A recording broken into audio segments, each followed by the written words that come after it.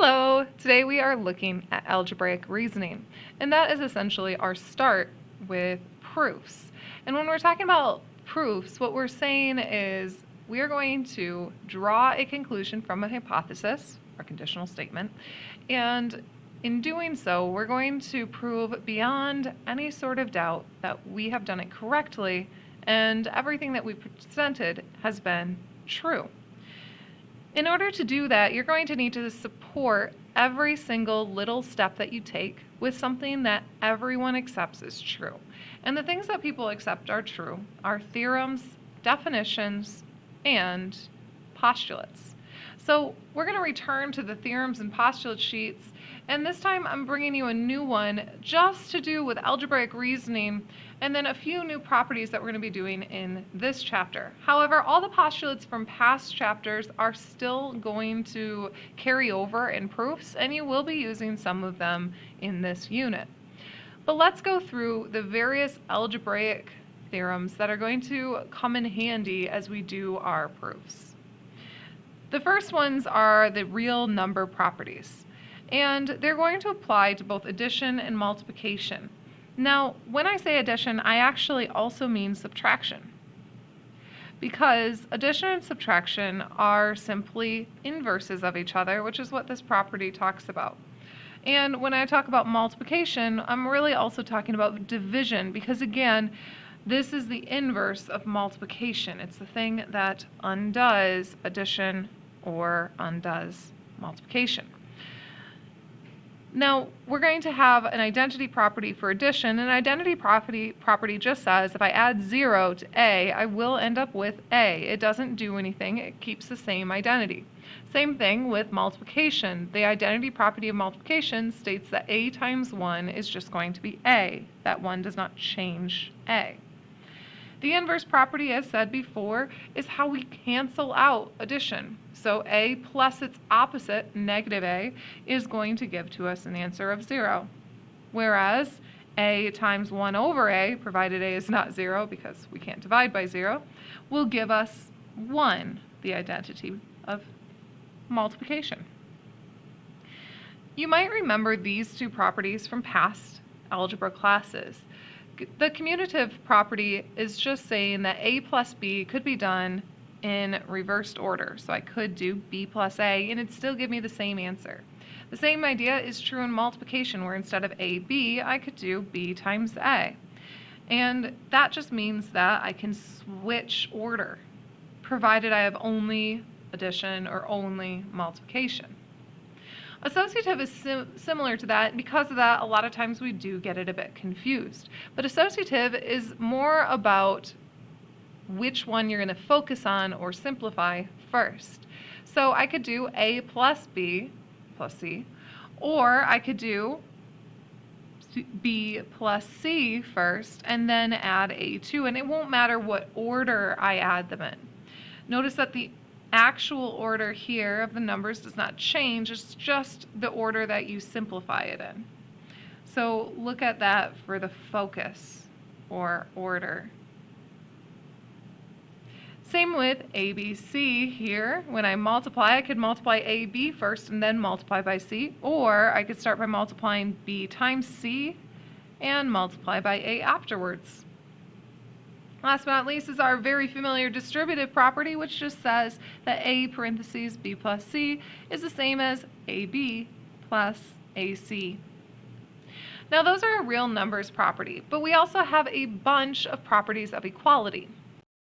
Where the real numbers properties dealt with mostly simplification, properties of equality are going to deal with solving.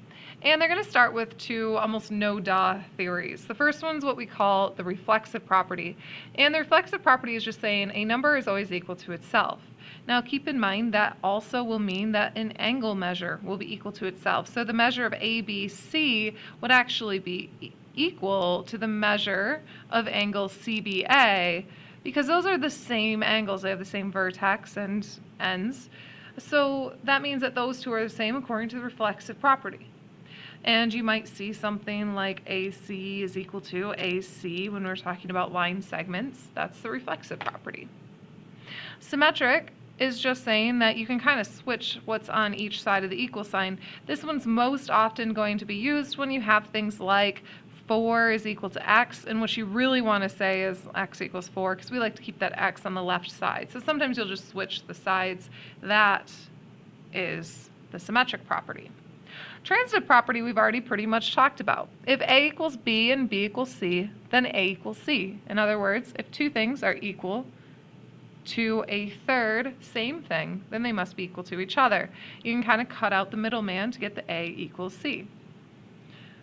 These two are going to be our most commonly used ones while solving, and just like before, addition is going to also work for subtraction, and multiplication is going to also work for division. So, addition property of equality tells us that if you have two numbers equal to each other, then you can add the same number to both sides and they will still remain equal. Same thing with multiplication. If two numbers are equal to each other, you can multiply the same number on both sides and still have an equal equation. Now, we've been doing that for ages, but now you have the proof to back it up, that it will always be okay for you to do that. Then we're only going to look at these two. The trichotomy property is that for any two real numbers, a, b, and c, exactly one of the following is true. A equals b, a is less than b, or a is greater than b. And you can think about it this way. Two numbers could only ever be equal, less, or greater than another number. So I could say I have the same amount of money as you, less money than you, or more money than you, and only one of those could possibly be true at a time. The other property, and this is one that you might want to put a star next to or highlight or something, because this is used constantly, and that is the substitution property. If two numbers are equal, you can substitute one in for the other. That's all it says. And we use this all the time. So let's say you solved this huge long problem. You found that x is equal to 14. And what you wanted to then do was find, well, what's the measure of angle 1 if measure of angle 1 is equal to 6x? Well, substitution property tells you, if you know this, then you could say that the measure of angle 1 is equal to 6 times, well, whatever x is, 14. I have substituted in my x, so I've used the substitution property. Now you might be going, all right, that's all well and good. You've given me all these properties of things that, frankly, I already knew. Well, what do I do with them? Well, this is where the proofs come in. What we're going to do is we are going to prove that we did our math completely correct. And we're going to prove a conditional statement. So let's say I was given this and I solved it and I found that x is equal to -2. What I'm going to do is I'm going to write what we call a no-show table or a statement's reasoning table or proof table to prove to you that I did it correctly. So I'm going to always start with the conditional or hypothesis. And it's the thing that's given to you in the if portion. So you're going to write -3x, or parentheses, x plus 6 is equal to 6x. And since that was what was given to you, the reasoning over here is simply going to be that it was given. And this is always where a table starts, the givens. Our second step is going to be to solve it. Now, when you're solving it, you want to solve it on a very simple level. If you can't find a single theorem to prove that what you did was okay, it means that you're jumping too fast and you need to find smaller steps. So here, when I'm solving this, maybe I'm someone amazing who can just look at this x and go, well, it has to be 2. But most people are going to have to simplify and solve step by step. So I'm going to do it that way. I'm going to distribute this -3 to both the x and the 6. And that's going to give me -3x plus a -18 is equal to 6x. Now, what I need to do is not just show my work, but justify that that work is okay. So I'm going to go back to my other sheet and I'm going to say what property allowed me to do what I just did. And I can see that's the distributive property. So I'll write on this side distributive property so that if someone's reviewing my work, they know what I did and how it's true. Next thing I'm going to do is I'm going to try to get all the x's together. So I'm going to add 3x to both sides to get rid of that -3x. That gives me -18x is equal to 9x. Now, since I've added something to both sides, that means I am using the addition property of equality because I've added something to both sides. So I can write addition property of equality over here. And as always, it is okay to shorthand. We definitely like doing that in geometry. In order to get x by itself, I now have to divide both sides by 9, and that leaves me with x on this right side, and on the other left side I have -2.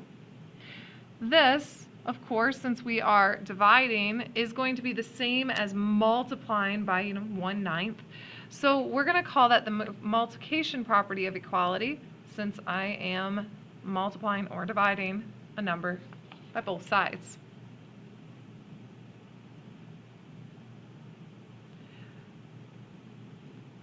Last but not least, I need to double check that I've actually reached the end. Now, this is where it can get a little bit frustrating, but in geometry you have to be incredibly precise.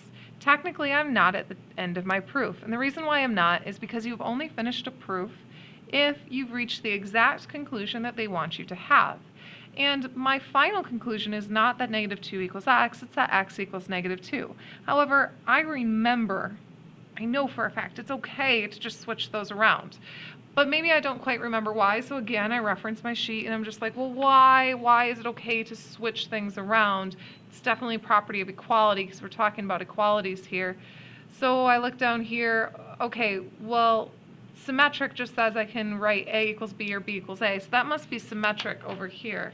So I'm just going to fill in symmetric property of equality.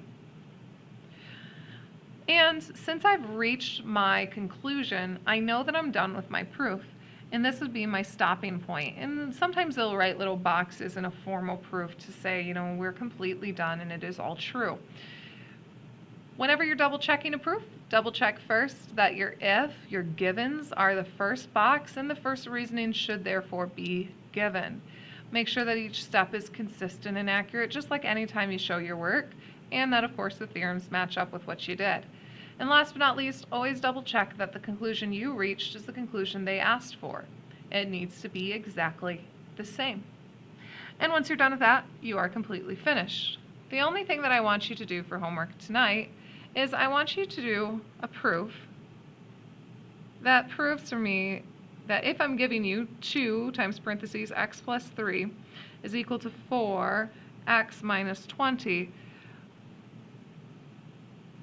I want you to fill in the rest of this, then x equals, so solve for that, and then write for me a no-show table or a statements reasoning table like the one above that proves that this is true. You can send me a picture of your work, you can type it in a document, or if you are returning on Monday, you can turn it in person on Monday. I hope you have a wonderful weekend. Good night.